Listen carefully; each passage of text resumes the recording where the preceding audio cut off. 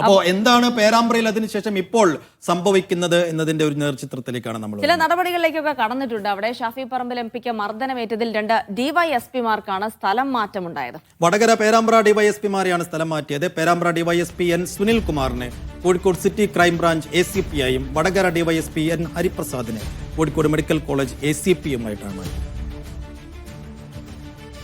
സലാം മുഹമ്മദ് വിശദാംശങ്ങൾ നൽകും. സലാം good morning. സലാം, ഇതിപ്പോ ഒരു നോർമൽ സ്വാഭാവികതയില്ലാത്ത ഒരു നടപടിക്രമങ്ങളുടെ ഭാഗമായുള്ള സ്ഥലം മാറ്റമാണോ അതോ ഈ പേരാമ്പ്ര സംഘർഷത്തിന്റെ ഭാഗമായുള്ള നടപടിയായി കാണണോ?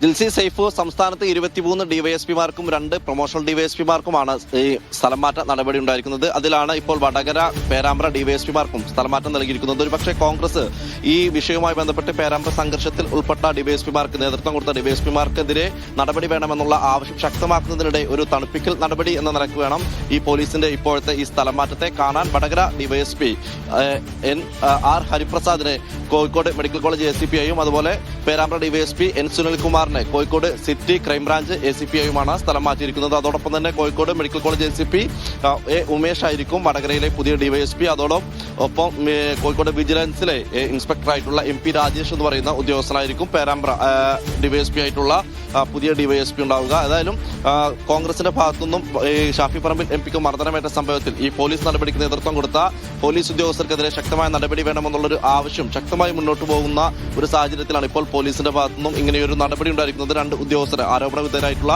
2 ഉദ്യോഗസ്ഥരെയും സ്ഥലം മാറ്റിക്കൊണ്ടുള്ള ഉത്തരവുണ്ടായിരിക്കുന്നത്. ഒരുപക്ഷെ വരും ദിവസങ്ങളിലും കൂടുതൽ ശക്തമായ നടപടി ആവശ്യപ്പെട്ടുകൊണ്ട് കോൺഗ്രസിന്റെയും അതോടൊപ്പം UDFന്റെയും സമരങ്ങളിലേക്ക് കടക്കാനിരിക്കെയാണ് ഈ രീതിയിലുള്ള ഒരു തണുപ്പിക്കൽ നടപടി ഉണ്ടായിരിക്കുന്നത്. ഏതായാലും സംസ്ഥാനത്ത് 23 ഡിവൈഎസ്പിമാരെ മാറ്റിയതിൽ ആ ഒരു സ്ഥലമാറ്റ നടപടിക്കിടെയാണ് ഈ 2 ഡിവൈഎസ്പിമാരെയും, അതായത് പേരാമ്പ്ര സംഘർഷവുമായി ബന്ധപ്പെട്ട് ആരോപണ വിധേയരായിട്ടുള്ള വടകര പേരാമ്പ്ര ഡിവൈഎസ്പിമാർക്ക് കൂടി സ്ഥലമാറ്റം ഉണ്ടായിരിക്കുന്നത്. ഏതായാലും ഇതോടുകൂടി കോൺഗ്രസ് മുന്നോട്ട് വെക്കുന്ന ഈ സമരങ്ങളുമായി മുന്നോട്ട് പോകാനുള്ള തീരുമാനത്തിൽ നിന്ന് പിന്നോട്ട് പോകുമോ എന്നുള്ളത് തന്നെയാണ് നോക്കിക്കാണേണ്ടത്. മറ്റൊന്ന്, ഈ ഷാഫി പറമ്പിൽ MPക്ക് മർദ്ദനമേറ്റ സംഭവത്തിൽ ഈ ആക്രമിച്ച പോലീസുകാരനെതിരെ എന്ത് നടപടി സ്വീകരിക്കുമെന്നുള്ളത് കൂടി നോക്കിക്കാണേണ്ടതാണ്. ആരാണ് മർദ്ദിച്ചതെന്ന കാര്യം പോലും ഇപ്പോഴും പോലീസ് കണ്ടെത്തുകയോ ആ വിവരങ്ങളൊന്നും തന്നെ പുറത്തുവിടുകയോ ചെയ്തിട്ടില്ല. ഏതോ ഒരു പോലീസുകാരനാണ് ഷാഫി പറമ്പിൽ MPക്കെതിരെ ഈ ആക്രമണത്തിന് നേതൃത്വം കൊടുത്തത്, അല്ലെങ്കിൽ ഷാഫി പറമ്പിൽ MPയെ അടിച്ചത് എന്നുള്ളത് ദൃശ്യങ്ങളിൽ നിന്നും അതോടൊപ്പം തന്നെ വടകര റൂറൽ SP തന്നെ സ്ഥിരീകരിച്ചതുമാണ്. എന്നാൽ അത് ആരാണെന്നോ അല്ലെങ്കിൽ അയാൾക്കെതിരെ എന്ത് നടപടി സ്വീകരിച്ചു എന്നോ എന്നുള്ള കാര്യങ്ങളൊന്നും തന്നെ ഇതുവരെ പോലീസ് പുറത്തുവിട്ടിട്ടില്ല.